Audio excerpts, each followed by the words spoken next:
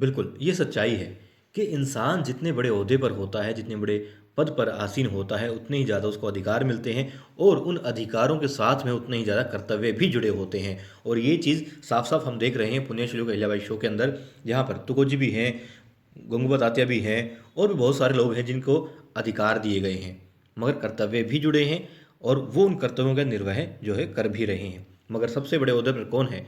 मल्हार राव सूबेदार जी। और जिनके सामने बहुत सारी समस्याएं हैं, बहुत सारे ऐसी बातें हैं जिनका उनको समाधान करना है, कर भी रहे हैं। मतलब कि उनकी ड्यूटीज जो हैं सबसे ज़्यादा है वहाँ पर। बेशक अधिकार भी हो मगर कर्तव्य भी उतने ही ज़्यादा हैं। और इसलिए वो देवी अहिल्या से कहते हैं कि देवी अहिल्या तुमने सही कहा।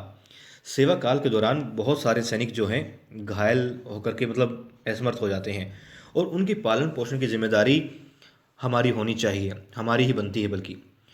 अब जो है धना सरदार थोड़े नाखुश नजर आते हैं, मगर वो कहते हैं फिर ये सब भी जो लोग हैं, धना सरदार हैं, तुकोजी हैं, गंगू बताते हैं, ये सब भी सही कह रहे हैं, गलत नहीं है। क्योंकि आर्थिक संकट को देखते हुए किसी और खर्च के बारे में इस समय कोई निर्णय नहीं ले सकते हम विवश हैं।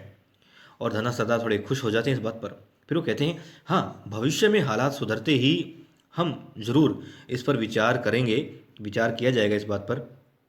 और इस वक्त मतलब हम रायबा की माली हालत को देखते हुए हम अपने निजी कोष से कुछ मदद ज़रूर करना चाहेंगे, थोड़ी राहत मिल जाएगी उनको। और देखिए मतलब वो अपने निजी पैसे से चाहते हैं कि मदद कर दें उनकी। फिर वो कहते हैं लेकिन राजकोष से इस समय इस समस्या का समाधान संभव नहीं लगता।